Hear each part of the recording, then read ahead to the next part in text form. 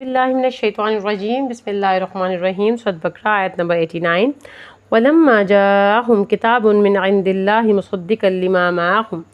और जब वो किताब आ पहुँची अल्लाह ताला की तरफ से तुम्हारे पास जो कि कन्फर्म कर रही थी तुम्हारी उन किताबों की प्रोफिशेंसीज़ की जो तुम्हारी किताबों में मौजूद थी, यानी कि तौरात में रसूल करीम सल्लल्लाहु अलैहि वसल्लम और आखिरी नबी के बारे में क्लियर कट लिखा हुआ था कि वो नबी आएंगे और वो पर्शियन एम्पायर को भी गिरा देंगे, रोमन एम्पायर को गिरा देंगे और अल्लाह का नाम पूरी दुनिया में कायम करेंगे, यानी कि मुस्लिम हुकूमत पूरी दुनिया में होगी।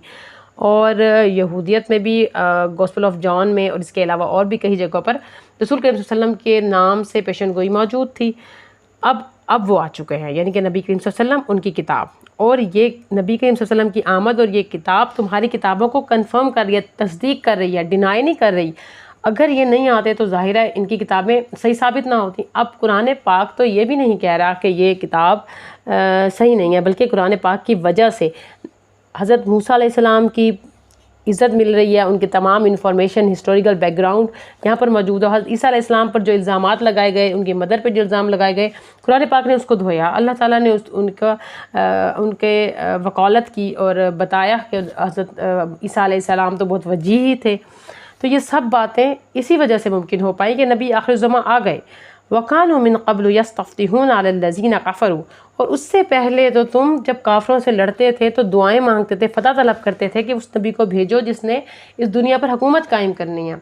बनु कैनका, बनु कुरैज़ा और बनु नज़ीर जो कि यहूद के कबाइल थे, ये लोग आकर मदीना में बसे ही इस मकसद के लिए थे कि उनकी किताबों में लिखा था उहद और हमीर के दरमियान में आखिरी नबी मबूस होंगे और तुम उनके साथ उनकी हेल्प आउट करना और अल्लाह का नाम पूरी दुनिया में कायम करना। इसी वजह से तो ये आए थे। और यहाँ पर मौजूद यमन के कबाइल औस और खजरज, जिनके साथ जब जंगें होती थीं, और ये क्योंकि कारोबारी लोग थे और थोड़े बुज़दिल थे, जब हार जाते तो दुआएं मांगते, उनको बताते। इसी वजह से तो नबी करीम सल्लल्लाहु अलैहि वसल्लम ने जब पैगाम दिया तो औस और खजरज के 6 लोग जो उनको देख रहे थे और कन अखियों से उन्होंने आपस में बात की है, तो वही लोग हैं जिनके बारे में यहूद बात किया करते हैं।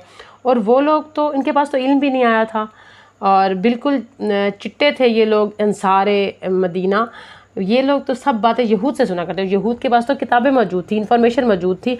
और आगे मज़ीद फरमाया गया है कि ये लोग अल्लज़ीना आतैनाहुमुल किताब यारिफूना कमा यारिफूना अबनाहुम। और ये नबी के वसल्लम को ऐसे पहचान रहे हैं जैसे अपने बेटों को पहचानते हैं, इनकी इतनी क्लियर कट इन्फॉर्मेशन मौजूद है। अब अल्लाह ताला फरमा रहे हैं फलम्मा जाअहुम मा अरफू कफरू। अब जब तुम्हें मार्फत हो गई, तुम्हें नबी करीम सल्लल्लाहु अलैहि वसल्लम मिल गई, यानी कि तुम्हारी बातों की वजह से अंसार को भी समझ आ गया है कि यही नबी हैं, तुम तो समझ रहे हो, फिर क्यों नहीं मान रहे? तो इसी वजह से फ़लानतुल्लाहि अलल काफ़िरीन, इस तरह मना करने वालों को, ना मानने वालों के लिए तो अल्लाह की लानत है। यानी कि तुम दुनिया में अपना गलबा चाहते थे, अल्लाह का नहीं। तो आज भी अगर हमें अल्लाह का गलबा अज़ीज़ है, अल्लाह का इल्म, अल्लाह की बात अज़ीज़ है और हम उसको ऊपर करने के लिए अपनी तमाम जो कि हमारी रिक्वायरमेंट्स हैं, डिमांड्स हैं, अपनी इज़्ज़त को पीछे कर देते हैं, तो ये अल्लाह को पसंद है, ना कि इस बात पर अल्लाह का नाम लेना कि आपकी इज़्ज़त की जाए। तो अल्लाह तबारक व तआला ने ये बात दोबारा से उन यहूदियों को बताई। आज के यहूदियों के लिए भी यही बात कॉन्फिडेंशियल है कि इस वक्त भी अगर हम गॉस्पेल ऑफ जॉन को देखते हैं या फिर हम न्यू टेस्टामेंट और ओल्ड टेस्टामेंट की स्टडी करते हैं, तो पता चलता है कि जो कड़ियाँ वहाँ पर हमें नहीं मिलती वो हमें कुरान पाक से मिल जाती हैं, और जो हाईलाइट्स हमें कुरान पाक में मिलती हैं उसकी तफसीलात हमें उन किताबों से मिल जाती हैं। तो जो आज के यहूद और ईसाई पढ़ेंगे कुरान पाक को, वो कन्फर्मली जान लेंगे कि ये किताब तो उसी का ही कंटिन्यूएशन में है, तो इनको तो मान लेना चाहिए। अगर नहीं मानोगे तो फिर अल्लाह ताला आपके साथ नहीं है, बल्कि अल्लाह ताला तो कर्ज करते हैं ऐसे लोगों पर जो सच मान कर भी उसको ना माने। अस्सलाम वालेकुम रहमतुल्लाहि व बरकातहू।